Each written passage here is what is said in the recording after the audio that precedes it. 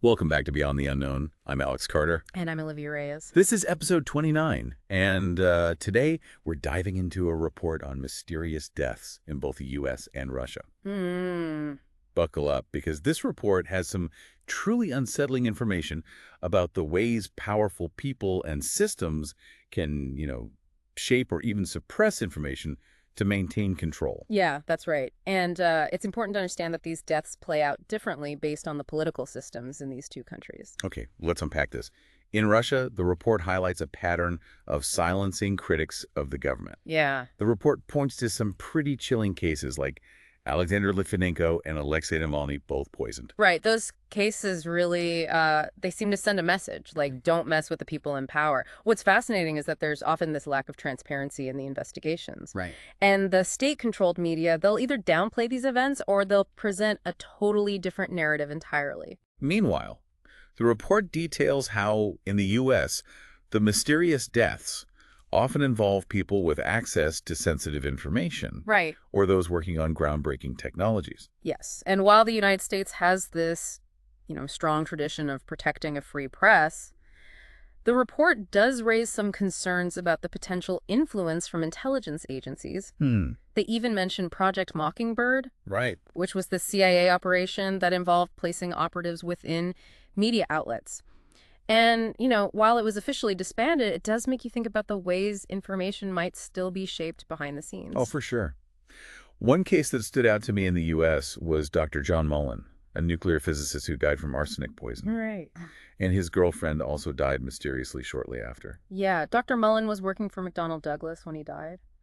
The circumstances surrounding his death and his girlfriend's death were never fully explained, leaving a lot of unanswered questions. The report also details the case of Dmitry Petronov, who vanished after inventing a plasma battery. This type of battery, if successfully developed, could revolutionize energy storage. Wow. And potentially disrupt entire industries. And right after meeting with Petronov, his colleague, Zachary Warfield, died in what appeared to be a suspicious boating accident. So you start to see a pattern here. A lot of these deaths involve people who were on the verge of groundbreaking discoveries, Right. suggesting that there might be an effort to suppress advancements that threaten existing power structures. Right. And it's not just limited to energy. The report details several other cases involving inventors who died mysteriously, especially those working on things like free energy technology and anti-gravity propulsion. Like Eugene Melov, right? Yeah. He was a physicist and a leading expert in cold fusion. Yeah. The report says he was beaten to death, and it happened just days before he was going to reveal a major breakthrough in free energy technology. Then there's Stan Meyer, known for his work on a water-powered engine. He died suddenly during a business lunch and reportedly claimed he had been poisoned. And Mark Tomian, an inventor with patents on a zero-point energy drive, also died unexpectedly. And after his death, his research just vanished. The report also mentions James Allen, a filmmaker who was investigating anti-gravity technology that he believed the military was developing. Right, he died from cancer, but there was evidence of radioactive exposure, which effectively shut down his project. The report also highlights Martin Candlish, an aerospace designer with expertise in classified projects. He was found dead under circumstances that many consider suspicious, and he had previously expressed concerns about his safety. The report also delves into several high-profile cases in the U.S. that a lot of people are already familiar with, like Jeffrey Epstein. Right, Epstein was he was a financier and he died in jail in 2019. His death was officially ruled a suicide. Right. But independent forensic experts have questioned that conclusion. He had this vast network of associates, many of whom were really powerful figures in politics and even royalty. And there are court documents that suggest he was involved in illegal activities. What's interesting is that a lot of documents related to his case remain classified, which has just fueled more suspicion.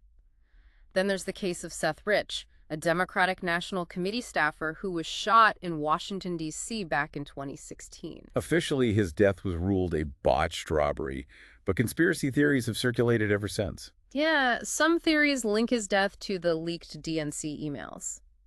In 2013, Michael Hastings, an investigative journalist known for his critical reporting on the U.S. military and intelligence agencies, he died in a high-speed car crash. Right. The circumstances surrounding his death were unusual, and many question whether it was truly an accident. The report also mentions Philip Haney, a former Department of Homeland Security official and whistleblower. He was found dead from a gunshot wound in 2020. His death was initially classified as a suicide, but because he had been publicly critical of certain government policies, some people question that conclusion. And of course, there's the assassination of President John F. Kennedy in 1963. One of the most talked about unsolved cases in U.S. history. Despite promises to release all files related to the assassination, the government continues to withhold certain documents. They cite the safety of individuals named in those files. But this has only fueled the belief that powerful interests were involved in Kennedy's death, Yeah. a suspicion that persists to this day. These cases involving people connected to disruptive technologies, political criticism, or sensitive information really suggest a real risk of suppression or interference by powerful groups. Right. And even with extensive media coverage, the narrative is often shaped by intelligence agencies, creating public distrust and giving rise to conspiracy theories. It really is a game of smoke and mirrors.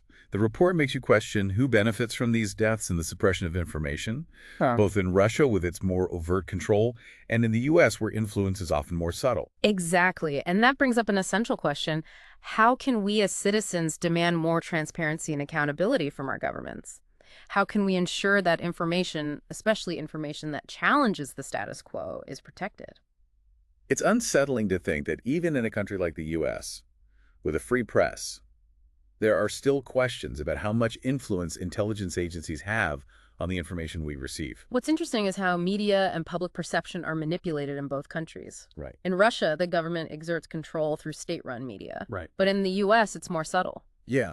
They might use methods like selective transparency, choosing to release only certain information. Okay. And they also use strategic leaks to shape the narrative. So both countries use different methods. Right. But the end goal seems similar. Exactly. Control the information, control the story. Precisely. And when you consider the kind of ambiguous nature of these deaths and the lack of transparency in the investigations, it raises serious questions about who benefits from silencing those who challenge the status quo. This report really makes you think about the importance of critical thinking. Yeah. And digging deeper than the surface-level information we're often given.